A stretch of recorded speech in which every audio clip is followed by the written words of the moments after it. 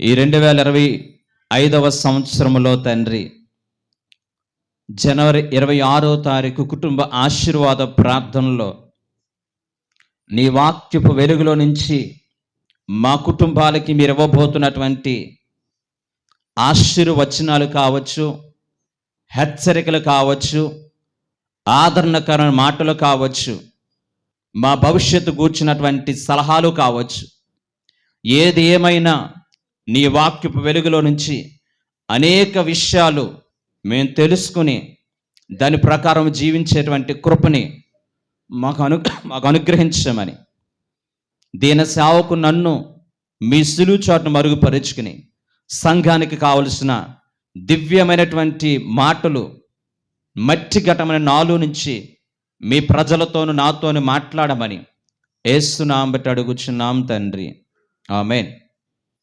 Praise the lord. Hallelujah. ఆరోగ్యకరమైనటువంటి కుటుంబ వ్యవస్థని ఈ లోకములో మనము అనుభవించాలి. మన యొక్క కుటుంబ వ్యవస్థ ఆరోగ్యకరమైనటువంటి కుటుంబ వ్యవస్థగా ఉండాలంటే దేవుని వాక్యము మనకి ఏమి బోధపరుస్తుంది? అపోస్తలుడైన పౌలు గారు తిమోతికి రాసినటువంటి మొదటి పత్రిక 5వ అధ్యాయము 8వ వచనంలో ఇటు రీతిగా రాస్తూ ఉన్నారు. ఎవడైనను స్వకీయులను విశేషముగా తన ఇంటి వారిని సంరక్షింపకపోయిన ఎడల వాడు విశ్వాస త్యాగము చేసిన వాడై అవిశ్వాసి కన్నా చెడ్డవాడయుండును.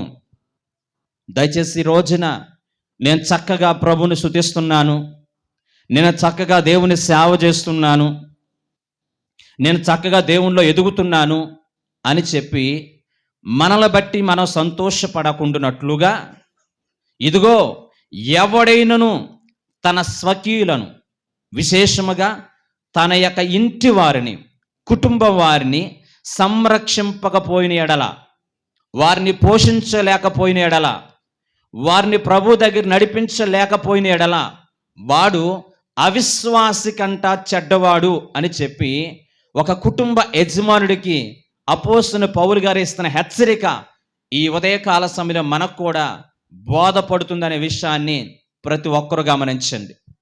దయచేసి దేవుడు నాకు ఇచ్చినటువంటి కుటుంబ వ్యవస్థ చాలా ప్రాముఖ్యమైనది.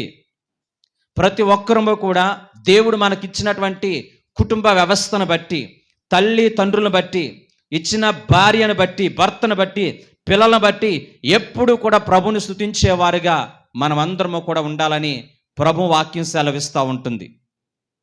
దయచేసి వాక్యం విన్న ప్రేమ బిడ్డలారా, ఈ రోజున మన యొక్క కుటుంబ వ్యవస్థ ఏ విధముగా ఉంది? దేవుని కొరకు కుటుంబం అంతటిని రక్షించుకునే క్రమంలో నీవు సఫలీకృతమయ్యావా, విఫలమైపోయామా? దేవుని యొక్క సన్నిధానంలో ఒక యజమానుడిగా, ఒక యజమానురాలుగా నీ కుటుంబం అంతటిని కూడా ప్రభు కొరకు రక్షించేటువంటి క్రమంలో మనం ఎలా ఉన్నామనేది ఈ రోజున మనం నేర్చుకోవాలని ప్రభు వాక్యం సెలవిస్తూ ఉంటుంది. దయచేసి మానవ బంధాలు, మానవ అనురాగాలు, మానవ ఆప్యాయతలన్నీ కూడా కనుమరుగైపోతున్నటువంటి ఈ భయంకరమైన దినాలలో ఓ క్రైస్తవ జనాంగమా, కనీసం దేవుని సన్నిధికి వచ్చి దేవుని వాక్యం వింటున్నట్టు మనము కూడా ఆ ప్రేమలు, ఆ ఆప్యాయతలు, ఆ అనురాగాలు, అనుబంధాలు మన కుటుంబంలో గనక చవి చూడకపోతే గనక మనమందరము కూడా అవిశ్వాసి కంటే చెడ్డవారమని బైబిల్ గ్రంథము స్పష్టంగా తెలియజేస్తూ ఉంటుంది. దేవుని వాక్యం ప్రేమ బిడ్డలారా, కుటుంబ వ్యవస్థకి బైబిల్ గ్రంథంలో చాలా ప్రత్యేకమైన ప్రాముఖ్యతనిచ్చి ఉంది. నీకు ఇచ్చిన తల్లిదండ్రుల్ని, నీకు ఇవ్వబడిన తల్లిదండ్రులు దేవుడిచ్చిన బహుమానమని ప్రతి ఒక్కరూ కూడా గమనించాలి. దేవునికి ఇచ్చిన పిల్లలు దేవుడిచ్చిన బహుమానంగా మనం భావించాలి. ఈ లోకంలో నువ్వు ఏర్పరచుకున్న స్నేహితులు, నీకు ఇష్టమైన వారిని ఏర్పరచుకుంటావు. నీకు కావలసినటువంటి భార్యని, నీకు ఇచ్చిన భర్తని నీవు చూజ్ చేసుకుంటావు. కానీ దేవుడిచ్చిన తల్లిదండ్రులు దేవుడిచ్చిన వరమగా భావించాలి. నీ గర్భమధ్య పుట్టిన బిడ్డలు దేవుడిచ్చిన వరమగా భావించాలి. ఈ చక్కని శ్రేష్టమైనటువంటి అనుబంధాన్ని మనమందరము కూడా కాపాడుకోవడానికి ఎంతగానో జాగ్రత్తలు తీసుకునే వారికి ఉండాలని వాక్యం సెలవిస్తూ ఉంటుంది. వాక్యం ప్రేమ బిడ్డలారా, బైబిల్ గ్రంథంలో అనేకమైనటువంటి కుటుంబాలు దేవుని చేత ఆశీర్వదించబడిన కుటుంబాలు, దేవుని చేత దీవించబడిన కుటుంబాలు మనకు చాలా కనిపెడుతూ ఉంటాయి. అందుకనే ఇశ్రాయేలు ప్రజలు కూడా ఐగుప్తు దేశం నుంచి కానాను దేశం నడుస్తూ ఉన్నటువంటి క్రమంలో వారు కొంత స్థిరపడిన తర్వాత, సౌకర్యవంతమైన జీవితాన్ని అనుభవించిన తర్వాత, వాళ్ళ జీవితాల్లో కొన్ని రకాలైనటువంటి స్వార్థాలు, అసూయలు, కక్షలు వాళ్ళ జీవితాల్లో చవిచూచినప్పుడు దేవుడు ఒక ప్రాంతానికి, మెషేరోతు అనే ప్రాంతాన్ని నడిపించి ఆ ప్రాంతంలో వాళ్ళకి చెప్పిన మాట ఏంటో తెలుసా? జాగ్రత్త, బంధాలు, బాంధవ్యాలు, అనురాగాలు, ఆప్యాయతలు మీరందరూ కూడా జాగ్రత్త కాపాడుకోవలసిన బాధ్యత చాలా ఉంది. ఈ లోకంలో ఎంతకాలం బ్రతుకుతామో మనకి ఏమాత్రం కూడా గ్యారంటీ లేదు. బ్రతికిన కొద్ది కాలము దేవుని సన్నిధానంలో ప్రేమతో, ఆప్యాయతలతో చక్కని కుటుంబ వ్యవస్థని, నేను మాట్లాడుతున్నది భౌతికపరమైనటువంటి కుటుంబ వ్యవస్థే కాదు, ముందుకు వెళ్తున్నాను, ఆత్మ సంబంధమైన కుటుంబ వ్యవస్థ కూడా మన వ్యక్తిగత జీవితాలకి చాలా ప్రాముఖ్యమని చెప్పి ప్రతి విశ్వాసి కూడా భౌతిక సంబంధించిన కుటుంబాన్ని, అలాగే ఆత్మ సంబంధముగా నీకు ఇవ్వబడినటువంటి ఈ సంఘం అనే కుటుంబాన్ని జాగ్రత్తగా బంధాలు కాపాడుకోవడానికి ప్రతి ఒక్కరూ కూడా సకల విధాల ప్రయత్నించాలని ప్రభు వాక్యం మనకు స్పష్టంగా తెలియజేస్తుంది. బైబిల్ గ్రంథంలో అబ్రహాము, శారా శ్రేష్టమైనటువంటి కుటుంబ వ్యవస్థను కలిగి ఉన్నారు. అలాగే ఎక్కువగా అనేక మంది దైవ సేవకుల నోటి నుంచి వచ్చేటువంటి ప్రతి వివాహంలో మాట్లాడేటువంటి దివ్యమైనటువంటి కుటుంబము ఇస్సాకు, రెబ్కాను గురించి ఒక చక్కని కుటుంబ వ్యవస్థగా మనకి తెలుసు. అలాగే మనం చూసినట్లయితే బోయాజు, రూతును గురించి మన అనేక విషయాలు వింటూ ఉంటున్నాం. క్రొత్త నిబంధన గ్రంథంలో జకరియా, ఎలిజబెత్ ఒక దేవుని యొక్క నామం ఎరిగి దేవుని కొరకు జీవించిన కుటుంబముగా మనకు ఆదర్శమైన కుటుంబంగా కనిపిస్తూ ఉంటుంది. మన యేసుక్రీస్తు ప్రభువు వారికి జన్మనిచ్చినటువంటి మరియా, అలాగే యేసేపు యొక్క కుటుంబము ఈ కాలం నాటికి కూడా ఒక శ్రేష్టమైనటువంటి ఆదర్శమైన కుటుంబంగా మనకి కనిపిస్తూ ఉంటుంది. అలాగే అకుల, ప్రిస్కిల కుటుంబము సేవ కొరకు వాళ్ళ ప్రాణాలు ఇవ్వడానికైనా సంసిద్ధం గలటువంటి ఒక చక్కని ఆదర్శమైన కుటుంబ వ్యవస్థగా మనకు బైబిల్ గ్రంథంలో కనిపిస్తూ ఉంటుంది. అంటే బైబిల్ ఎంత శ్రేష్టమైనదంటే ఒక దివ్యమైనటువంటి ఆదర్శవంతమైన కుటుంబాల గురించే కాకుండా బైబిల్ గ్రంథంలో విఫలమైపోయిన, పతనమైపోయిన, నాశనం అయిపోయినటువంటి కుటుంబ వ్యవస్థను గురించి కూడా బైబిల్ మనకు స్పష్టంగా ప్రస్తావిస్తూ ఉంటుంది. మనందరికీ తెలిసినటువంటి బైబిల్ గ్రంథంలో సౌలు యొక్క కుటుంబ వ్యవస్థను చూస్తే ఆయా సందర్భాలలో సౌలు ఆల్మోస్ట్ తన ప్రియ కుమారుడు యోనాతానుని చంపడానికి కూడా వెనకాడినటువంటి భయంకరమైన కుటుంబ వ్యవస్థని సౌలు బ్రతుకున్నట్లుగా మనం చూడగలుగుతున్నాం. రెండోదిగా మనం చూసినట్లయితే ఏలీ గొప్ప ప్రీస్ట్, గొప్ప దైవ సేవకుడు, ఇశ్రాయేలు సర్వ సమాజానికి ఒక ఉన్నతమైన సేవను అందించినటువంటి గొప్ప సేవకుడు, గొప్ప ప్రవక్త, గొప్ప యాజకుడు. అలాంటి యాజకుడని ఏలీ తన పిల్లల విషయంలో సరైన జాగ్రత్తలు తీసుకోలేనప్పుడు దేవుని వాక్యం ఎలా సెలవిస్తుంది? ఈ యొక్క బైబిల్ గ్రంథంలో మొదటి సమూయేలు గ్రంథము 3వ అధ్యాయం 13వ వచనాన్ని మనం చూసినట్లయితే, మొదటి సమూయేలు గ్రంథము 3వ అధ్యాయం 13వ వచనాన్ని ఒకసారి మనం చూసినట్లయితే, తమ కుమారులు తమ్మును తాము శాపగ్రస్తులుగా చేసుకున్నారని తాను ఎరిగియు వారిని అడ్డగించలేదు గనుక. దేవునికి స్తోత్రం, హల్లెలూయా. చూడండి, కుటుంబం మీద ఉన్న ప్రీతి, పిల్లల మీద ఉన్న ప్రీతి, ఈ రోజున వాళ్ళ మీద ఉన్నటువంటి భయంకరమైనటువంటి అతి ప్రేమ, ఈ రోజున యాజకుడుగా ఉన్నటువంటి యొక్క ఏలీ అనేక మంది గొప్ప వ్యక్తులకి బోధ బోధించేటువంటి యొక్క ఏలీ తన పిల్లల విషయంలో గద్దించే విషయంలో ఎందుకో తెలియదు ఆ కార్యక్రమం చేయడానికి ఏలీ వెనకంజ వేసినట్లుగా బైబిల్ చెప్తూ ఉంటుంది. ఏలీ తర్వాత అద్భుతమైన సేవ చేయవలసిన వాళ్ళ పిల్లలు ఒక భయంకరమైనటువంటి ముగింపుని బైబిల్ గ్రంథము మనకి తెలియజేస్తూ ఉంటుంది. రెండోదిగా బైబిల్ గ్రంథంలో మనం చూసినట్లయితే దావీదు నో డౌట్ దేవుని యొక్క హృదయానుసారంగా ఈ యొక్క దావీదు జీవించాడు. కానీ తన ప్రియ బిడ్డల విషయంలో, బిడ్డల విషయంలో ఎంత భయంకరమైనటువంటి ఆ యొక్క తాను బ్రతుకుండగానే కుటుంబంలో జరిగేటువంటి అనర్థాలని కనులారా చూసి లోపల కృంగిపోయేటట్లుగా చేసింది దావీదు యొక్క తప్పిదం మనం అని చెప్పుకోవచ్చు. ఈ యొక్క దావీదు తన జీవితంలో అమ్నోను దారి తప్పి భయంకరంగా ప్రవర్తిస్తున్నప్పుడు ఎందుకో అమ్నోను గద్దించే విషయంలో విఫలమైపోయాడు దావీదు. ఆ తర్వాత మరో కుమారుడిగా పిలువబడుతున్న అబ్షాలోం అలా చేసిన కారణాన్ని బట్టి అబ్షాలోము కూడా దావీదుకు ఒక రకమైనటువంటి వ్యతిరేకగా మారిపోయి చివరికి అమ్నోను చంపడమే కాకుండా దావీదు యొక్క సింహాసనాన్ని నేను అధిరోపించాలనేటువంటి ఒక భయంకర దుర్బుద్ధి అనేది అబ్షాలోముకు రావడానికి ఒక తండ్రిగా దావీదు అబ్షాలోమును కానీ అమ్నోను కానీ కుటుంబ వ్యవస్థను కానీ చక్కపరిచే విషయంలో, క్రమబద్ధీకరించే విషయంలో ఈ యొక్క దావీదు మనం చెప్పుకోవలసిన సత్యము ఆల్మోస్ట్ విఫలమైపోవడానికి వాక్యం సెలవిస్తూ ఉంటుంది. దయచేసి వాక్యం ప్రేమ బిడ్డలారా, ప్రతి ఒక్కరము కూడా మన పిల్లలకి చక్కని ప్రేమ, అనురాగాలు, ఆప్యాయతలు ఈరోజు మన పిల్లలందరూ కూడా ఒక రెబల్స్గా మారిపోవడానికి, మన పిల్లలందరూ కూడా అతి చిన్న వయసులోనే భయంకరంగా మారిపోవడానికి ఒక బలమైన కారణం తెలుసా? దయచేసి వాక్యం ప్రేమ బిడ్డలారా, వాళ్ళ జీవితాలలో దేవుడు మనకిచ్చిన స్థితిని గూర్చి, సర్వసాధారణంగా మనం మాట్లాడే ప్రతి మాటలో కూడా మన కుటుంబ వ్యవస్థను గురించి ప్రత్యేకంగా మాట్లాడవలసిన వారిగా ఉండాలి. ఒరే నాన్న, ఈరోజు నువ్వైతే ఇంత చక్కని ఉద్యోగంలో ఉన్నావు, మంచి సాఫ్ట్వేర్ అయ్యావు, మంచి ఇంజనీర్ అయ్యావు, మంచి డాక్టర్ అయ్యావు, కానీ నిన్ను పెంచి పోషించడానికి, ఈ స్థితిలోకి తీసుకురావడానికి ఒక తల్లిదండ్రులుగా మేము ఎంత కష్టపడ్డాం నీకు తెలుసు కదరా. నీకు నడక రానప్పుడు తాత, నాయనమ్మ, తాత, అమ్మమ్మ నిన్ను ఏ విధంగా నడిపిస్తూ ఉండేవారు, నీకు ఏ విధంగా ఆ సైకిల్ నేర్పించారు, ఏ విధంగా నేను స్కూల్కి తీసుకెళ్లేవారు, ఏ విధంగా నీకు అన్నం తినిపించేవారు, ఏ రకంగా నీకు వర్షం ప్రేమ పంచేవారు, నీకు ఏదన్నా చిన్న అనారోగ్యం వస్తే గనక కుటుంబం అంతా కూడా ఎలా విలవిల్లాడిపోయేవారు. ఎంత ప్రేమను పంచి నిన్ను స్థితి తీసుకొచ్చారు. మర్చిపోవద్దు, పొరపాటును కూడా మర్చిపోవద్దు. చెడ్డ స్నేహితుల్ని స్నేహించి నీ విలువైన కుటుంబ బాంధవ్యాల్ని మర్చిపోవద్దు.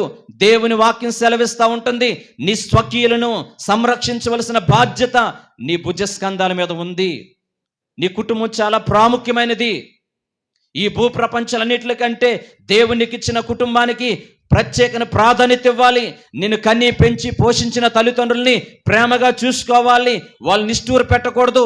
వాక్యం బోధిస్తున్నటువంటి నగ్న సత్యం అని చెప్పి పిల్లలకి అర్థమయ్యేటట్లుగా చిన్న వయసు నుంచే కుటుంబ బాంధవ్యాల్ని, కుటుంబ అనురాగాల్ని, కుటుంబం యొక్క ప్రేమనురాగాలని ఈ రోజున పిల్లలకి మనం తెలియచేయకపోతే ఒక తల్లిగా, ఒక తండ్రిగా, ఒక సేవకుడుగా మనం విఫలమైపోయామనే సత్యాన్ని ప్రతి ఒక్కరూ గమనించి పిల్లలకి స్వచ్ఛమైనటువంటి ప్రేమానురాగాలతో వాళ్ళని పెంచి పోషించేటువంటి బాధ్యతని మనం అందరం కూడా తీసుకోవాలి. అట్ ద సేమ్ టైం వాళ్ళకి చెప్పాలి, ఈ ప్రపంచంలో ఈ భౌతికంగా దేవుడిచ్చిన కుటుంబము కంటే ఆత్మ సంబంధమైన కుటుంబం ఇంకెంతో ప్రాముఖ్యమైనది. యేసుక్రీస్తు ప్రభువారు స్పష్టంగా చెప్పారు. ఇదిగో ఒకరోజు యేసు ప్రభువారి దగ్గరికి తన యొక్క తల్లి అయిన మరియా వచ్చి, ఇదిగో మీ అమ్మగారు వచ్చారు, ఏదో మాట్లాడడానికి వచ్చారంటే యేసు ప్రభువారు ఒక బాధాకర మాట అన్నారండి. ఏమన్నారో తెలుసండి? ఎవరు నా తల్లి, ఎవరు నా సహోదరులు? దేవుని చిత్తం చేయవారే నా యొక్క తల్లి, నా తండ్రి. అంటే ఇండైరెక్టర్గా ఆత్మీయ బిడ్డలు.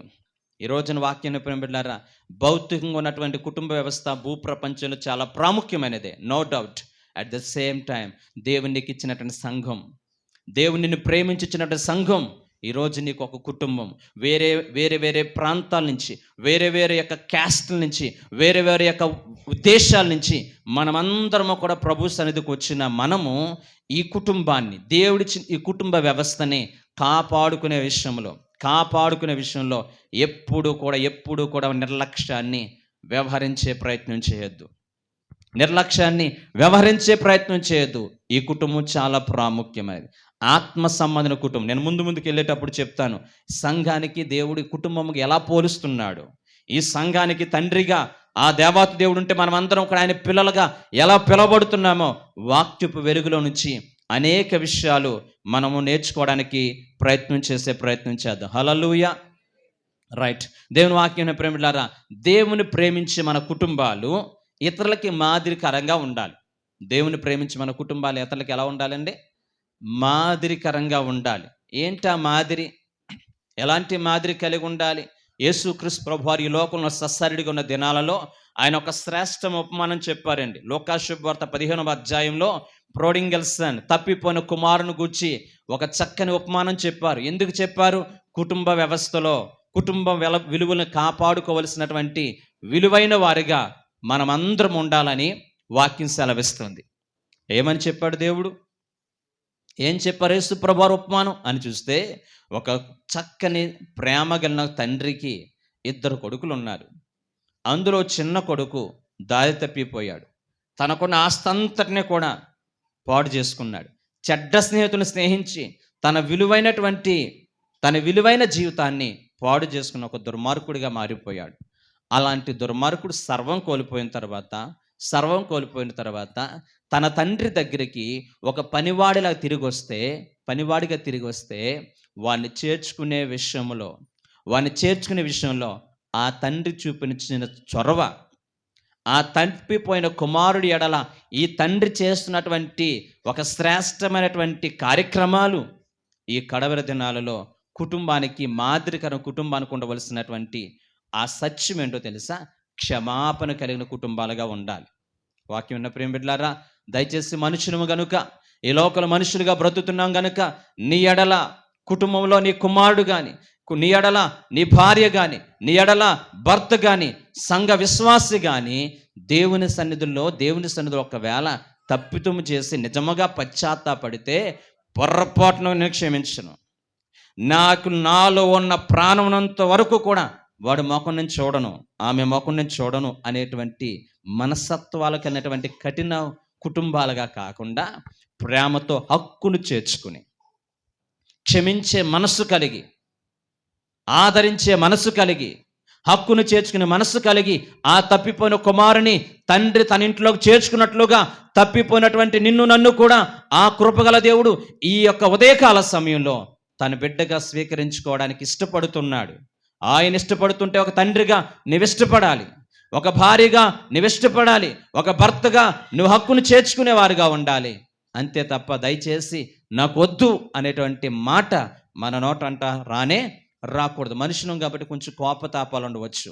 సాయంకాలం అయ్యేసరి కోపాన్ని అణుచుకుని, నిజమేనండి, దేవుడి లోకంలో ఇచ్చినటువంటి గొప్ప ఉన్నతమైనటువంటి దేవుడు మన మనసులో పెట్టినటువంటి శ్రేష్టమైనటువంటి ఉన్నతమైనటువంటి క్రియ ఏంటంటే, ఈ లోకంలో సమస్య లేని కుటుంబం ఎక్కడా కూడా ఉండదు. ఉంటుందండి, సమస్య లేని కుటుంబం ఎక్కడా కూడా ఉండదు. అన్ని విషయాలు నా పిల్లలు 100% అనేటువంటి వారు ఎవరూ ఉండరు. అయినప్పటికీ కూడా కొన్ని సమస్యలు వచ్చినా, కొన్ని కష్టాలు వచ్చినా, కొన్ని బాధలు వచ్చినా, ఇబ్బందులు వచ్చినా విడిపోకుండా ఏ విధంగా కాపాడుకుంటామో, సంఘం యొక్క ఆత్మీయ అనుబంధాన్ని కూడా ఆ విధంగా కాపాడుకోవడానికి ప్రతి ఒక్కరము కూడా మాదిరికరమైన కుటుంబాలుగా ఉండాలండి. కుటుంబాలు ఎలా ఉండాలండి? మాదిరికరమైన కుటుంబాలుగా. ఈ కుటుంబాన్ని చూసి అనేకులు నేర్చుకునేటట్లుగా మన కుటుంబ వ్యవస్థ అనేది మాదిరికరంగా ఉండాలి. అలా మాదిరికరంగా ఉండాలంటే ప్రేమ కలిగిన కుటుంబాలుగా ఉండాలి. ప్రేమ అనేక దోషాలను ఏం చేస్తుందండి? కప్పుతుంది. పగ కలహాలని రేపుతుంది. ప్రేమ కలిగిన కుటుంబాలుగా ఉండి మనమందరం ఇతరులకి మాదిరికరంగా ఉండాలని వాక్యం సెలవిస్తుంది. రెండోదిగా మనం చూసినట్లయితే ప్రతి ఒక్కరము కూడా ఆత్మీయ కుటుంబం పట్ల ప్రత్యేకమైన బాధ్యతను కలిగి ఉండి, ఇందాక చెప్పాను కదండి, ప్రతి ఒక్కరు ఏం చేయాలండి? భౌతిక సంబంధన కుటుంబాల్లో ఏ విధమైనటువంటి ప్రేమాప్యతలు, అనురాగాలు, క్షమాహృదయం కలిగి ఉంటారో, సంఘములో కూడా ఆత్మ దేవుడిచ్చినటువంటి యొక్క సంఘములో కూడా అలాంటి క్షమాపణ, అలాంటి ప్రేమ, అలాంటి ఆప్యాయతల్ని, అలాంటి అనుబంధాలని కాపాడుకోవడానికి మనం అందరం కూడా ప్రయత్నం చేయాలి. చూడండి, యోహాను శుభవార్త 7వ అధ్యాయం 5వ వచనంలో మీరు ఇంటికి వెళ్ళిన తర్వాత చూసినట్లయితే, వాళ్ళ యొక్క సహోదరులు అంటే తన సొంత ఇంటి వారు యేసు ప్రభువారి యందు విశ్వాసం ఉంచలేదంటే, విశ్వాసం ఉంచలేనప్పటికీ కూడా మార్కు శుభవార్త 3వ అధ్యాయము 32 నుంచి 35 వరకు, ఇదిగో నీ తల్లి, ఇదిగో నీ సహోదరులు. చూడండి ఆ మాట, మార్కు శుభవార్త ఇదిగో నీ తల్లియు నీ సహోదరులను ఉమ్, ఉమ్, ఉమ్, ఉమ్, ఉమ్, ఉమ్, ఉమ్, ఆ, ఆ. ఇదిగో నా తల్లియు నా సహోదరులను దేవుని చిత్తము చెప్పున జరిగించేవాడే నా సహోదరుడును నా సహోదరియు తల్లి అను చెప్పును. అంటే యేసు ప్రభు వారు చెప్పకనే చెప్పారు, ఈ ప్రపంచంలో దేవుని చిత్తం చేసేటువంటి సంఘము నీ జీవితాల్లో చాలా ప్రాముఖ్యమైనది. వాక్యం ప్రేమిలారా, నీవు అభివృద్ధి చెందుతుంటే నీ సొంత అన్న నీ మీద అసూయ పడతాడేమో, నీవు అభివృద్ధి చెందుతుంటే నీ సొంత చెల్లి నీ మీద అసూయ పడతాదేమో. కానీ దేవుడిచ్చినటువంటి దేవుని చిత్తం చేసేటువంటి ఆత్మీయ బిడ్డలు ఏమవుతారో తెలుసా? నీ అభివృద్ధిని చూసి ప్రభుని స్తుతిస్తూ ఉంటారు. నీ ఎదుగుదలను చూసి ఆత్మ సంబంధమైనటువంటి నీ చెల్లి, ఆత్మ సంబంధం నీ అక్క, నీ యొక్క అభివృద్ధిని చూసి సంతోషించి, దేవా మా సంఘంలో ఆ బిడ్డలను ఆశీర్వదిస్తున్నందుకు నీకు వందనాలు ప్రభు అని చెప్పి నిన్ను బట్టి నన్ను బట్టి ఎదుగుదలను బట్టి నిజముగా సంతోషించేటువంటి దేవుడి చిత్తం చేసేటువంటి విశ్వాసులు కలిగినటువంటి సంఘాన్ని మనం చాలా జాగ్రత్త కాపాడుకోవడానికి ప్రయత్నం చేయాలి. దేవుని వాక్యం ప్రేమిలారా, దేవుడు ఈ యొక్క సంఘాన్ని గురించి ఎంత చక్కని మాట మాట్లాడుతున్నాడు. 1 యోహాను పత్రిక 3వ అధ్యాయము 1వ వచనము చదవండి. 1 యోహాను పత్రిక 3వ అధ్యాయము 1వ వచనాన్ని మనం చదువుకుందాం. మనము దేవుని పిల్లలమని పిలువబడినట్లు తండ్రి మనకెట్టి ప్రేమను అనుగ్రహించినో చూడి, మనం దేవుని పిల్లలమే ఈ హేతువు చేత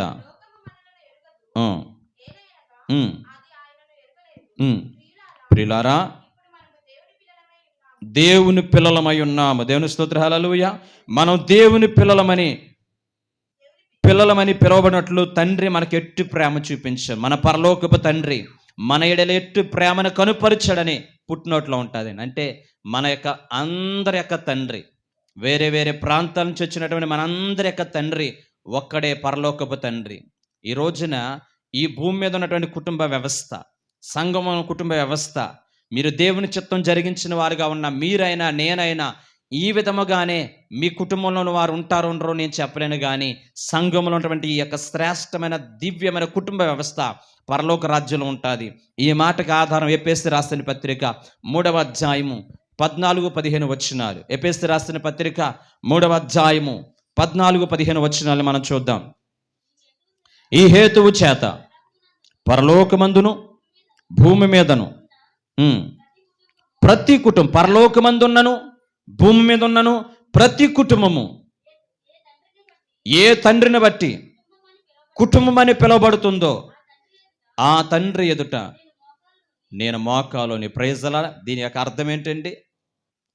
పరలోకమందు కానీ భూలోకమందే కానీ ఏ తండ్రిని బట్టి కుటుంబాన్ని పిలువబడుతుందో అదే వధువ సంఘము, అదే దేవుని యొక్క ప్రేమగల సంఘము. మన పరలోకపు తండ్రి, నువ్వు బ్రతికినా నువ్వు చనిపోయినా పరలోకపు తండ్రి నీకు తండ్రిగా ఉంటున్నాడు కనుక ఆయన కుటుంబములో మనం ఉన్నాము. రక్షించబడిన నీవు, దేవుని బిడ్డగా మార్చబడిన నీవు, కలవరి రక్తం చేత కడగబడిన నీవు నేను కూడా బ్రతికినా చనిపోయినా మన పరలోకపు తండ్రి యొక్క పిల్లలము గనుక ఈ కుటుంబ వ్యవస్థని జాగ్రత్తగా కాపాడుకోవాలని వాక్యం సెలవిస్తూ ఉంటుంది. ఇన్ని దివ్యమైనటువంటి విలువైన లక్షణాలు కుటుంబ వ్యవస్థకు ఉంది. ఈ రోజున సంఘాన్ని ఎంత చులకంగా మనం భావిస్తున్నాం, సంఘం పట్ల ఎంత నిర్లక్ష్యాన్ని వ్యవహరిస్తున్నాం. దేవుని వాక్యం ప్రియులారా, ఒక్కసారి మనసు పెట్టి ఆలోచించండి. పరలోకపు తండ్రి నీకు తండ్రిగా ఉన్నాడు. ఆ పరలోకపు తండ్రి ప్రేమను చూపించి నిన్ను నన్ను కూడా తన కుటుంబంలో చేర్చుకున్నాడు. ఈ పెద్ద సార్వత్రిక సంఘం అనే కుటుంబంలో మనమందరం కూడా సభ్యులం అనేటువంటి భావన కలిగి దేవుని కొరకు మన అందరం కూడా బ్రతకాలని ప్రభు వాక్యం సెలవిస్తూ ఉంటుంది. మరి ఎందుకు ఈ కుటుంబ వ్యవస్థ విఫలమైపోయింది? దేవుడు ఏర్పరిచినటువంటి ఆదాము అవ్వ కుటుంబ వ్యవస్థ ఎందుకు విఫలమైపోయింది? మొట్టమొదటి కారణము సంతృప్తి లేని జీవితం. దేవుని వాక్యం ప్రేమిలారా, దేవునికి ఏది ఇచ్చాడో మంచి ఉద్యోగాన్ని బట్టి నువ్వు సంతృప్తిగా ఉండు. దేవునికి ఇచ్చినటువంటి భర్తను బట్టి, భార్యను బట్టి, పిల్లలను బట్టి, కలిగి ఉన్నటువంటి ప్రతి దాన్ని బట్టి సంతృప్తిగా ఉండడం నేర్చుకోనండి. ఆదాము అవ్వ కుటుంబం అంతా కూడా పతనమైపోవడానికి కారణము తృప్తి లేని జీవితం, లేని దానికోసం ఏడవడం, లేని దానికోసం కృంగిపోవడం. అయ్యో వాళ్ళకి అది ఉంది, నాకు ఇది లేదు, అయ్యో వాళ్ళు కలిగి ఉన్నారు, నాకు అది లేదని చెప్పి ఒక రకమైనటువంటి బాధతో వాళ్ళు వ్యవహరించిన కారణాన్ని బట్టి అన్నీ అనుభవించవలసిన వీళ్ళు ఆ వద్దన్న పండు కోసమే ప్రాధేయపడి ఆ కుటుంబ వ్యవస్థని పాడు చేసుకున్నారండి. రెండోదిగా మనం చూసినట్లయితే వాక్యం ప్రేమిళ్ళారా, ఈ యొక్క కుటుంబ వ్యవస్థలో అనేక మంది అనేక చెప్పుడు మాటలు చెప్తూ ఉంటారు. నీ కుటుంబంలో నీ ఎదుగుదలను చూడలేక, నీ పిల్లల ఎదుగుదలను చూడలేక, నీ యొక్క అభివృద్ధిని చూడలేక చుట్టుపక్కలందరూ కూడా నీకు హాని చేసేవాళ్ళు వచ్చి నీ భర్తను కూర్చో, భార్యను కూర్చో, పిల్లలు కూర్చో అనేక చెప్పుడు మాటలు మనకు చెప్తూ ఉంటున్నప్పుడు వాటిని చెవిలో పెట్టుకుని, మనసు పాడు చేసుకుని, హృదయాన్ని బాధ పెట్టుకుని, కక్షలు పెట్టుకుని, బాధలు పెట్టుకుని దివ్యమైనటువంటి కుటుంబ వ్యవస్థని పాడు చేసుకున్నట్లుగా సంఘములో కూడా పొర్రపాటును కూడా చెప్పుడు మాటలు వినడానికి మీరెవ్వరూ కూడా చెవివ్వద్దు. చెప్పుడు మాటలు ఒక విషపు మాటలు, ఆ విషపు మాటలు హృదయంలోకి వెళ్ళి చంపేస్తాయండి. ఆదాము అవ్వలు ప్రేమానురాగాల కుటుంబ వ్యవస్థ విఫలమైపోవడానికి రెండవ కారణం చెప్పుడు మాటలు వినడం. వాక్యం విన్న ప్రియ బిడ్డలారా, దేవుని యొక్క సన్నిధికి వచ్చి నీ జీవితం నా జీవితంలో సంఘాన్ని గురించి చెడ్డగా మాట్లాడుతున్నారా? వినొద్దు. కుటుంబాల గురించి చెడ్డగా మాట్లాడుతున్నారా? అలాంటి వారిని ప్రోత్సహించొద్దు. చెప్పుడు మాటలు వినేవారు చాలా ప్రమాదకరం. చెప్పుడు మాటలు వినే కుటుంబ వ్యవస్థ, సంఘ వ్యవస్థ అనేక రీతులుగా నాశనం అయిపోతుందనే విషయాన్ని మనం గమనించుదాం. మూడవదిగా వాక్యం ప్రియ బిడ్డలారా, తొందరపాటు నిర్ణయాలు మనం తీసుకోవద్దండి. ఆలోచనకర్తలు మనకు ఎంతోమంది ఆశీర్వాదకరం. ఆలోచించాలి. దేవుని సన్నిధికి వచ్చిన ప్రతి ఒక్కరము కూడా మన కుటుంబంలో తీసుకున్న నిర్ణయం వెనకాల, సంఘంలో తీసుకున్న నిర్ణయం వెనకాల చక్కని దేవుని ఆలోచన అడగాలి. నేను తీసుకున్న నిర్ణయం కరెక్టా కాదా? ఈరోజు నేను మాట్లాడుతున్న ఈ మాట కరెక్టా కాదా? ఈ ఆలోచన మంచిదేనా? ఈ నిర్ణయం మంచిదేనా అని చెప్పి కుటుంబంలో ఏ విధంగా కుటుంబం అంతా కూర్చుని నిర్ణయాలు తీసుకుంటారో సంఘంలో కూడా అలా నిర్ణయాలు తీసుకుని చక్కగా తొందరపాటు నిర్ణయాలు తీసుకుని ఆ సంఘ వ్యవస్థని పాడు చేసుకునేవారు కాకుండా చక్కని దేవుని ఆలోచన ప్రకారం నిర్ణయాలు తీసుకునేటట్లుగా మనం అందరం కూడా ఉందాం. ఓకే, టూకీగా త్వరగా ముగ్గురు నుంచి నేను చెప్పే ప్రయత్నం చేస్తాను. ఓకేనా? ఒక గొడుగు పట్టుకున్నాం అనుకోండి. ఆ గొడుగు పైనున్న పార్ట్ దేవుడు. రెండవ ఆ గొడుగు కింద ఇంకొక చిన్న గొడుగు పెట్టామనుకోండి, ఆ రెండవ పార్ట్ భర్త. ఆ భర్త కింద ఉన్నటువంటి మూడవ పార్ట్ భార్య. ఆ తర్వాత ఉన్న పార్ట్ పిల్లలు. ఓకేనా? ఇది కుటుంబ వ్యవస్థ ఉండవలసినటువంటి క్రమం. మొదట దేవునికి ప్రాధాన్యత, రెండోది భర్తకి ప్రాధాన్యత, మూడోది భార్యకి ప్రాధాన్యత, నాలుగోది పిల్లలకి ప్రాధాన్యత. ఈ క్రమం ఎక్కడా కూడా పైకి కిందకి అవ్వకూడదు. దేవుని కంటే మన పిల్లలు ఎక్కువ కాదు, దేవుని కంటే నీ భార్య ఎక్కువ కాదు, దేవుని కంటే నీ భర్త ఎక్కువ కాదు. ఎవరమైనా కానీ ఫస్ట్ ప్రాధాన్యత దేవుడు, తర్వాత భర్త, మూడోదిగా భార్య, నాలుగోదిగా పిల్లలు. ఈ విషయాన్ని క్రమం తప్పకుండా మనము వ్యవహరించే వారికి ఉండాలి. భర్తగా దేవుడిస్తున్నటువంటి బాధ్యత పురుషుల. ఎఫెసీయులకు రాసిన పత్రిక టైం లేదు కాబట్టి నేను చెప్తాను, మీరు ఇంటికి వెళ్ళిన తర్వాత చదివే ప్రయత్నం. ఎఫెసీయులకు రాసిన పత్రిక 5వ అధ్యాయము 25వ వచనం మనం చూసినట్లయితే, పురుషులారా మీ భార్యలను ప్రేమించండి. ఎందుకు ఈ మాట చెప్పాడు? ఎందుకు ఈ మాటని ప్రస్తావించాడు? ఏ విధంగా దేవుడు పోల్చాడు? ఇదిగో నేను సంఘమును ప్రేమించే విషయంలో దానికి మచ్చైన, డాగైన, కలంకమైన ఏది లేకుండా ఆయన ఎదుటి నిలబెట్టినట్లుగా తన్ను తాను అర్పించుకున్నాడు. సంఘము కొరకు ప్రాణత్యాగం చేశాడు. ఎంత ప్రాణత్యాగం చేశారంటే తన ప్రాణాలు అర్పించేటట్లుగా సంఘాన్ని దేవుడు ప్రేమిస్తున్నట్లుగా వాక్యం వినే ప్రేమిలారా, భార్యలారా మీ భర్తలారా మీ భార్యలను ప్రేమించండి. భార్యలను ఏం చేయాలి? ప్రేమించాలి. ఈ రోజుల్లో మనం చూస్తూ ఉంటున్నామండి, ఎంతమంది మీరు సోషల్ మీడియాలో లేకపోతే వార్తల్లో మారుమోగిపోతున్నటువంటి అనేక రకాలైనటువంటి భయంకరమైనటువంటి విషయాలు చూస్తూ ఉంటుంటే సమాజం ఏమైపోతుంది? అభివృద్ధి చెందిన మనిషి పిచ్చోడైపోతున్నాడు. అభివృద్ధి అని చెప్పి మనిషి ఎంత భయంకర క్రూడైపోతున్నాడు. ఒక మాటలో చెప్పాలంటే మృగమైపోతున్నాడు. మృగమైపోతున్నాడు. ఈ రోజుల్లో మనం చూస్తున్నామండి. చిన్ని చిన్ని గొడవలకి వార్త మీర్పేట అనే ప్రాంతంలో భయంకర వార్తలు మనం వింటూ ఉంటున్నామండి. భార్యని చంపి కనీసం కర్కోటమైన హృదయముతో నమ్మి వచ్చి జీవితకాలం అంతా కూడా నీతోనే బ్రతుకుతాను, నీతోనే ఉంటానని ప్రతి మత గ్రంథంలో కూడా ప్రమాణాలు ఉంటాయి. అన్ని ప్రమాణాలు చేసి తను నమ్ముకుని వచ్చినటువంటి భార్యని అతి దారుణంగా చంపి ముక్కలు చేసి ఆ కుక్కర్లేసి ఉడకబెట్టి బూడిద చేసి ఒక భయంకర ఉన్మాదిగా ప్రవర్తించిన, ఒక మృగంలా ప్రవర్తించిన వ్యక్తిని చూస్తూ ఉంటుంటే ఎక్కడో వినేవాళ్ళం ఈ వార్తలు. ఎక్కడ వింటున్నాం? మన చుట్టుపక్కల వింటున్నామండి. సమాజమా జాగ్రత్త, ప్రతి ఒక్కరూ కూడా జాగ్రత్తగా బ్రతకడానికి ప్రయత్నం చేయండి. ప్రేమని ప్రోతగా మన హృదయాల్లో కలిగి ఉందాం. నీ హృదయంలో ప్రేమను కలిగి ఉన్నట్లయితే నీ జీవితంలో వచ్చే ప్రతి తప్పిదాన్ని కూడా క్షమించే హృదయం కలిగి ఉంటాం. దేవుని యొక్క వాక్యంలో మనం చూసినట్లయితే ఏసేబుకి మరియను గురించి ఒక వార్త తెలిసింది. వెంటనే రియాక్ట్ అయ్యాడా? వెంటనే కోప్పడిపోయాడా? ఒక మోడల్, ఒక ఐడియల్ భర్తగా, ఒక శ్రేష్టమైన భర్తగా ఏసేబు ఈ కాలం నాటికి ఒక మార్గదర్శిగా ఉన్నాడండి. మరొకడెవడో ఇన్స్టాగ్రామ్లో పరిచయం అయిందంటే అండి, ఇన్స్టాగ్రామ్లో పరిచయం అయినటువంటి ఆమెను వివాహం చేసుకుని ఒక భయంకర జులాయిగా తిరిగి ఆ భార్య కొడుకు మీద కూర్చుని 7 నెలల గర్భిణి, ఆ గర్భంలో ఉన్న శిశువుని, ఆమెను కూడా చంపేసినటువంటి భయంకరమైన ఉన్మాదులు, భయంకరమైనటువంటి మృగాలుగా ఈ రోజున మారిపోతున్నారంటే ఎక్కడుందండి ప్రేమ? ఎక్కడుందండి భార్య మీద ప్రేమ? ఎక్కడుందండి కుటుంబం మీద ప్రేమ?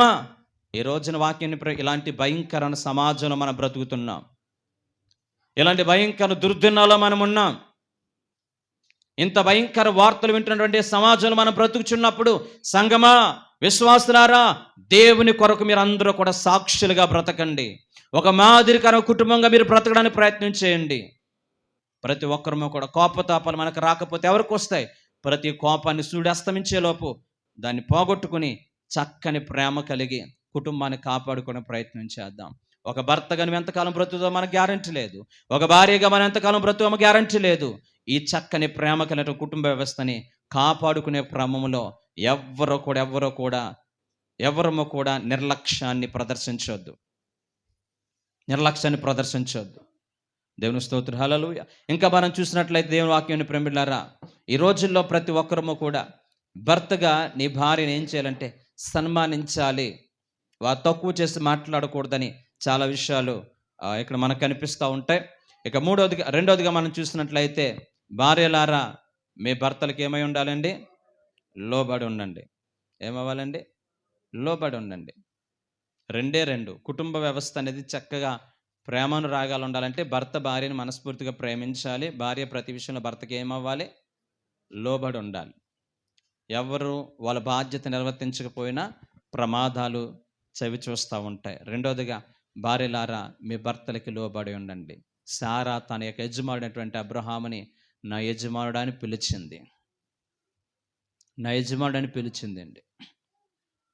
ప్రతి ఒక్కరము కూడా ఈ రోజున దేవుని యొక్క సన్నిధికి వచ్చిన ప్రతి ఒక్కరము కూడా భార్యగా నీ బాధ్యత నిర్వర్తించే క్రమంలో భర్తకి లోబడే వారు ఉంటున్నారా? లేకపోతే భర్త విషయంలో ఎంత లోబడి భర్తను గూర్చి ఎక్కడ ఏ విధంగా అలా మాట్లాడుతున్నాం? బైబిల్ గ్రంథంలో మనం చూసినట్లయితే గనక భార్యను గూర్చి ఆమె భర్తని గనపరచాలి. ఎస్తేరు గ్రంథం 1వ అధ్యాయం నేను వాక్యాలు చెప్తాను, త్వరగా మనము గుర్తుపెట్టుకోని అంతే. ఓకే, నా వైపు చూసే ప్రయత్నించండి. భర్తకి అన్ని విషయాలు ఏమవ్వాలండి? లోబడాలి. భార్య ఆమెని భార్య ఏం చేయాలి? భర్తని గనపరచాలి. దేవుని తర్వాత అంత గౌరవం అనేది భర్తకే ఇవ్వాలి. రెండోదిగా మనం చూసినట్టు సత్ప్రవక్తన కలిగి ఉండాలి. 1 పేతురు రాసిన పత్రిక 3వ అధ్యాయం 1 నుంచి 6 వచనం మనం చూసినట్లయితే సత్ప్రవక్తను కలిగి ఉండాలి. తన ఇంటి వారిని గూర్చి ఏమవ్వాలండి? ఇంటి వారిని గూర్చి ప్రత్యేకమైనటువంటి శ్రద్ధను కలిగి ఉండాలి. ఇంటి వారిని గూర్చి ఏముండాలండి? ప్రత్యేకమైన శ్రద్ధను కలిగి ఉండాలి. భర్తకు అన్ని విషయాల్లో కూడా సహకారులుగా ఉండాలి. ఎలా ఉండాలండి? సహకారులు నేను అంటున్నా ఈ రోజుల్లో కనుక భార్య అయినా భర్త అయినా ఆరోగ్య నియమాలు కాపాడుకునే విషయంలో చాలా పనులు చేస్తున్నారు. గొప్ప గొప్ప వాళ్ళందరూ ఎక్సర్సైజ్కి వెళ్తూ ఉంటున్నారు. అవునా కదండి? అవునా? నేను అంటున్నాను, ఇంట్లో పనులు కనుక చక్కగా భార్య భర్తలు కలిసి చేసుకున్నట్లయితే చక్కగా బట్టలు ఉతుక్కొని, చక్కగా వంట చేసుకుని, చక్కగా అంట్లు తోముకొని, చక్కగా వాటర్ తెచ్చుకుంటే అదే పెద్ద ఎక్సర్సైజ్. అవునా కాదండి? అంతకని ఎక్సర్సైజ్ ఏమైనా ఉంటుందండి? ఉంటుందా? అలా చేస్తే ప్రేమలు పెరుగుతాయి. అవునా కాదండి? ఆప్యాయతలు పెరుగుతాయి. ఒకరి కష్టం ఒకరు పంచుకున్నట్టు ఉంటుంది. పనులు తొందరగా అయిపోతాయి. ఒకరి మీద భారం ఉండదు. ఒకరి మీద భారం ఉందనుకో విసుగు వస్తుంది. ఆ విసుగు కాస్త గొడవలు అవుతాయి. అవునా కాదండి? సో అందుకని ఈ రోజు నుంచి కూడా మీకు వచ్చే ఒక సలహా ఏంటంటే ఇలాగా, ఇంట్లో పనులన్నీ కూడా ఇద్దరు కలిసి చేసుకోండి. ఓకేనా? ఇంట్లో పనులన్నీ కూడా కలిసి చేసుకోండి. ఒకరికొకరు సహకరించుకోండి. అప్పుడు మీకు ఏమవుతుంది, ఎక్సర్సైజ్ అయిపోద్ది. అవునా కాదండి? ఎక్సర్సైజ్ అంటే ఏంటండి? బాడీని ఏం చేసుకోవాలి? బాడీని ఏం చేసుకోవాలి? ఆ బాడీని ఏం చేయాలండి? కష్టపెట్టాలి. అంతే. ఎక్సర్సైజ్ ఏంటంటే బాడీని కష్టపెట్టాలి. అవునా కదా? అవునా కదా? కాబట్టి ఇద్దరు కూడా ప్రతి పనిలో కూడా మీ ప్రేమ గల కుటుంబాలుగా, ఆదర్శ కుటుంబాలుగా ఉండాలంటే కలిసి పని చేసుకోండి. నేను భర్తను కాబట్టి నేను ఈ పని ముట్టుకోను. నేను భార్యను కాబట్టి అది నాకు సంబంధం ఉన్నట్లుగా కాకుండా అందరూ కూడా ఇంట్లో పనులు కలిసి పని చేసుకుని ప్రేమ గల కుటుంబాలుగా మీ కుటుంబాలని దేవుని కొరకు కట్టడానికి దేవుడు సహాయం చేయనుగాక.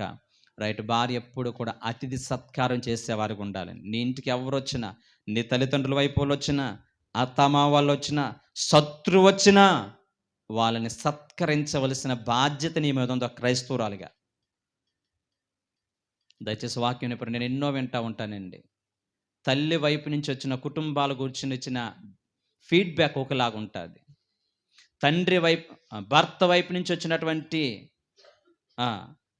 చుట్టాల విషయంలో ఫీడ్‌బ్యాక్ ఒక రకంగా ఉంటుంది. దయచేసి అలాంటి పార్షియాలిటీ, అలాంటి పక్షపాతం ఏ క్రైస్తవురాలు చూపించేవారు ఉండకుండా అతిథి సత్కారం చేసేవారుగా ఉండాలి. నీ ఇంటికి శత్రువు వచ్చినా గానీ, నీకు కీడు చేసిన వారు వచ్చినా గానీ, వాళ్ళకి ప్రేమ చూపించి చక్కని ఆతిథ్యం ఇచ్చేటువంటి స్త్రీగా నువ్వు ఉన్నట్లయితే నిన్ను గూర్చి అనేక మంది గొప్పగా మాట్లాడేట్టుగా చేస్తుంది అతిథి సత్కార్యం.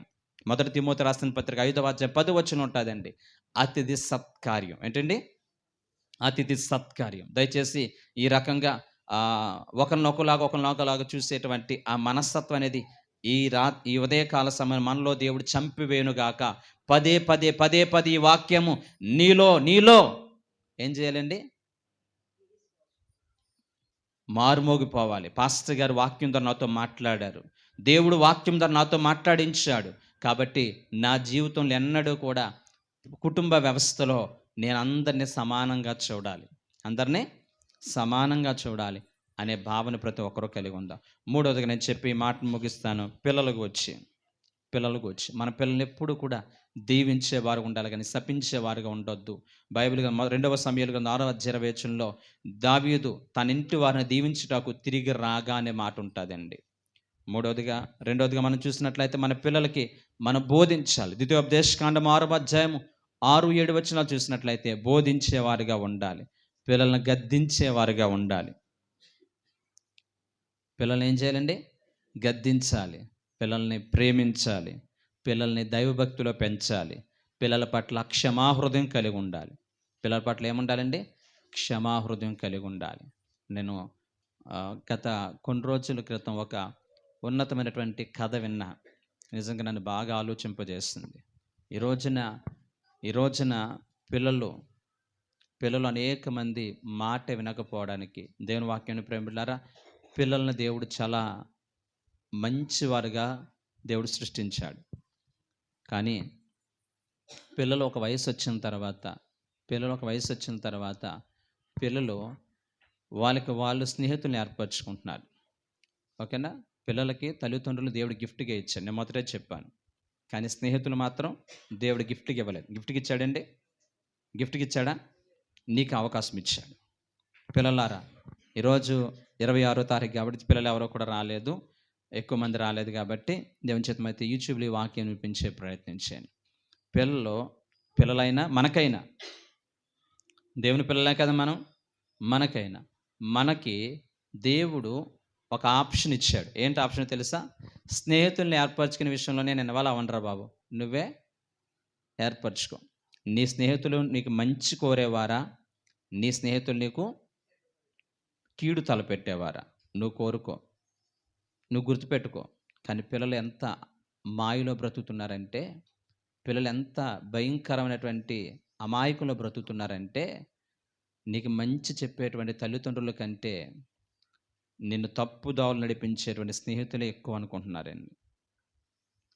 ఎంతమంది పిల్లలు ఈరోజు, మన పిల్లలు దేవుని కొరకు నమ్మకంగా బ్రతకవలసిన పిల్లలు, ఉన్నతమైన భవిష్యత్తులు ఉండవలసిన పిల్లలు, శ్రేష్టమైన సేవ చేయాలి, మంచి మంచి ఇంజనీర్లుగా, డాక్టర్లుగా, సమాజానికి ఉపయోగపడే బిడ్డలుగా ఉండాలని చెప్పి నీ గర్భంలో ఉన్నప్పుడే వాళ్ళ కొరకు ఎంతగానో ప్రార్థన చేసి వాళ్ళకి జన్మిస్తే, ప్రాణాలు త్యాగం చేసి బిడ్డలకి జన్మనిస్తే, ఆ పిల్లలు ఈ రోజున చెడ్డ స్నేహితుల్ని ఎన్నుకుంటున్నప్పుడు వాళ్ళకి అర్థమయ్యేటట్లుగా మనం చెప్పాలి. ఏమని వాళ్ళకి బోధించాలి. ఏమన్నా తెలుసండి, ఆ కథలో ఉన్న భావాన్ని మనం చూస్తే, నాయనా నువ్వు ఏర్పరచుకున్న, వాళ్ళ డాడీ అన్నారంట, నాన్న నేను కష్టపడి ఎంత ఆస్తులు సంపాదించినా కానీ నిజమైన స్నేహితులు ఎవరు లేరు నాకు. ఒక ఇద్దరు మాత్రం ఉన్నారు, నాకు ఇద్దరు స్నేహితులు. మిగిలిన వాళ్ళందరూ కూడా స్వార్థపూరితమైన స్నేహితులు కాబట్టి నేనే వాళ్ళని జాగ్రత్తగా పక్కన పెట్టేశాను. ఏ కష్టమని ఏ బాధనో వాళ్ళిద్దరితో చెప్పుకుంటాను మందిరానికి వెళ్ళి.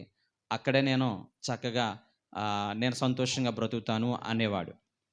కొడుకుని పిలిచి, నాన్న నీకు ఎంతమంది స్నేహితులు ఉన్నారా కాలేజీలో, స్కూల్ అంటే, నాన్న నువ్వు పిచ్చోడివి, నువ్వు మంచోడు కాదనుకుంటా, అందుకే నీకు ఇద్దరు ఉన్నారు.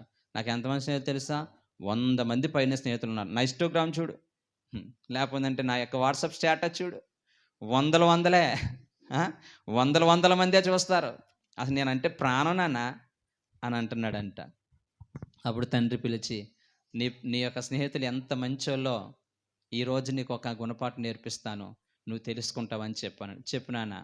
ఇదిగో నువ్వేం చేస్తావంటే, ఓ పంది పిల్లని తీసుకురా, ఆ పంది పిల్లని చంపేసే, మూట కట్టిన తర్వాత ఆ మూట పట్టుకుని, రక్తంతో ఉన్నటువంటి ఆ మూటను పట్టుకుని వెళ్ళి, నీవు ప్రాణంగా ప్రేమిస్తున్న ప్రతి స్నేహితుడి దగ్గర ఇంటికి వెళ్ళి, ఒరే నేను ఒక హత్య చేశానురా అనుకోని విధంగా, హత్య చేస్తున్నటువంటి ఈ బిడ్డను చంపేసిన ఆవేశంలో నేను దయచేసి నీ ఇంటికి వచ్చి తలదాచుకోవాలనుకుంటున్నాను, నన్ను కాపాడరా అని చెప్పి ప్రతి ఇంటికి వెళ్ళు అని చెప్తే, ఈ కొడుకు సరేనని చెప్పి ఆ పంది పిల్లని చంపే రక్తపు మరుగుల్లోనే ప్రతి ఇంటికి వెళ్తున్నాడు. స్నేహితులు తలుపు తడుతున్నాడు, ఎరా ఎలా వచ్చావు? మరి నీ పని చేశాను రా, ఇలా ఒక బిడ్డను చంపేశాను, రక్తం కారుతుందని కాపాడంటే గనక వాడు భయపడిపోయాడు. రెండోవాడు భయపడిపోయాడు, మూడోవాడు భయపోయాడు. ఇంకేం చేయాలో తెలుసండి, కొంతమంది స్నేహితులు పోలీసులకు ఫోన్ చేసి, ఇదిగో మా స్నేహితులు పలానోడు ఇలా హత్య చేసి తిరుగుతూ ఉన్నాడు, వాడిని పట్టుకోండి అని చెప్పి పోలీసులు ఫోన్ చేశారు. పోలీసులు అందరూ వెతుకుతూ ఉన్నారు ఇతని కోసం. ఒక్క స్నేహితుడు కూడా వీడిని ఎవడో కూడా చేర్చుకోలేదు. అప్పుడు డాడీకి ఫోన్ చేశాను, నాన్న మా స్నేహితులు ఎవ్వడూ నన్ను చేర్చుకోవట్లేదు. అయితే మా స్నేహితులు ఇద్దరు ఉన్నానని చెప్పాను కదా, అదిగో ఆ మందిరం దగ్గర ఉంటారు వెళ్ళు అని చెప్పగానే, ఆ ప్రాంతానికి వచ్చినటువంటి ఈయన, నేను పలానా ఆయన కొడుకునండి అని చెప్పాడంట.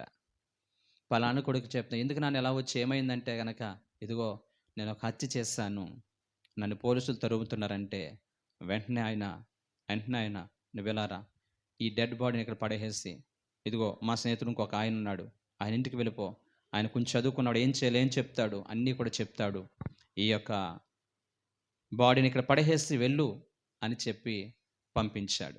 అక్కడ ఉన్నటువంటి మూట అక్కడ పడేసి ఈయనన్నీ కడుక్కొని వెళ్ళి తండ్రి యొక్క వేరే స్నేహితుడి దగ్గరికి వెళ్తే, ఆయన దగ్గర ఇది జరిగిన వాస్తవం, నన్ను పోలీసులు తరుముతున్నారంటే, వెంటనే ఆయన పిలిచి, నువ్వేం భయపడకు, టెన్షన్ పడకు, కూర్చో అని మంచినీళ్ళు ఇచ్చి భోజనం పెట్టి, చక్కగా నీవు నిశ్చింతగా ఉండు, పోలీసులు వస్తే కనుక నీ బోధ నేను వెళ్ళే ప్రయత్నం చేస్తాను, ఆ హత్య నేనే చేశానని చెప్తాను, మీ నాన్నకి నాకున్నట్టు అనుబంధం అంత గొప్పది, ఇలా ఎప్పుడు కూడా చేయడు, ఏం జరిగిందో తెలియదు, తర్వాత మనం మాట్లాడదాం అని చెప్పి పోలీసులు రానే వచ్చారు.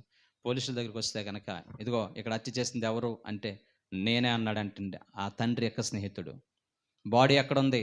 పలానా మా స్నేహితుడి దగ్గర ఉంది, అక్కడ ఉంది, నన్ను తీసుకువెళ్ళడానికి రండి అని చెప్పి వాళ్ళు పోలీసులతో అన్నప్పుడు, పోలీసులు వెళ్ళి ఆ రెండో స్నేహితుడి దగ్గర బాడీని ఓపెన్ చేస్తే, అందులో ఏముందండి? పందిపిల్ల. ఈ విషయం తండ్రి యొక్క స్నేహితులిద్దరికి కూడా తెలియదు. అక్కడ ఉన్నటువంటి ఈ కొడుకు యొక్క స్నేహితులు కూడా తెలియదు. కానీ వాస్తవం తెలుసుకున్నాడు. ఈరోజు నన్ను ప్రేమిస్తున్నారని చెప్పుకునేటువంటి స్నేహితులందరూ కూడా స్వార్థపరులు. ఈరోజు నన్ను ప్రేమిస్తున్నారు, నా కోసం ప్రాణాలు పెట్టేటట్లుగా మాట్లాడుతున్నారు, నువ్వంటే నాకు ఇష్టం, నువ్వు లేకపోతే నేను బ్రతకలేనన్న వాళ్ళందరూ కూడా నా దగ్గర నుంచి ఏదో ఆశించే ఈ స్నేహం చేస్తున్నారు. ఇన్‌స్టాగ్రామ్‌లో కానీ, వాట్సాప్‌లో కానీ, స్టేటస్‌లో కానీ చెప్పేటువంటి వాళ్ళందరూ కూడా ఒకానొక టైంలో నన్ను విడిచిపెట్టేస్తారు. నాకు కీడు తలపెడతారు. నాకు ఆపదొచ్చినప్పుడు నన్ను హత్తుకోరనే విషయం నాకు అర్థమైంది.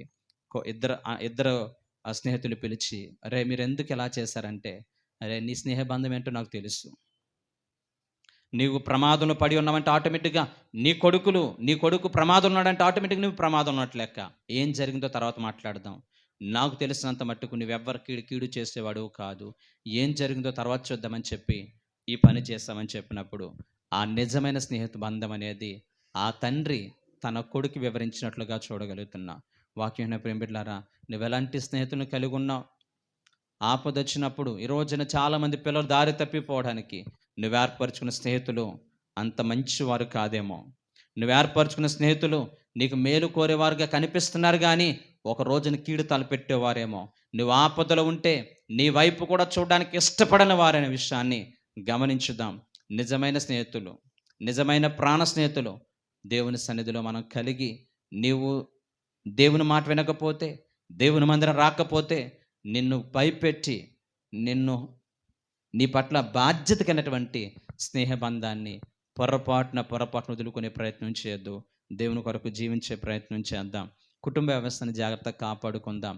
తండ్రిగా, తల్లిగా, ఒక బిడ్డగా నీ బాధ్యతను నిర్వర్తించి భూలోకంలోనే పరలోకపు ఆనందాన్ని అనుభవించే చక్కని కుటుంబ వ్యవస్థగా మన కుటుంబాన్ని దేవుడు కట్టడానికి దేవుడు సహాయం చేయనుగాక. ఆమేన్. అందరూ కూడా మోకరించి ప్రార్థన చేసుకుందాం.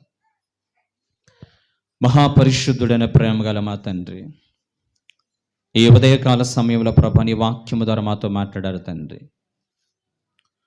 భూలోకములోనే పరలోకపు ఆనందాన్ని అనుభవించే ఒక కుటుంబముగా నా కుటుంబం ఉండాలంటే, నా సంఘము కుటుంబంలో ఉండాలంటే మేమేం చేయాలో నీ వాక్యపు వెలుగులోంచి కొన్ని హెచ్చరికలు మాకు తెలియజేస్తాం. విన్న వాక్యాన్ని మా హృదయంలో భద్రపరుచుకొని నీ కొరకు జీవించే గొప్ప భాగ్యాన్ని మాకందరికి దయచేయమని యేసు నామమున అడుగుచున్నాం తండ్రి. ఆమేన్. Praise the lord.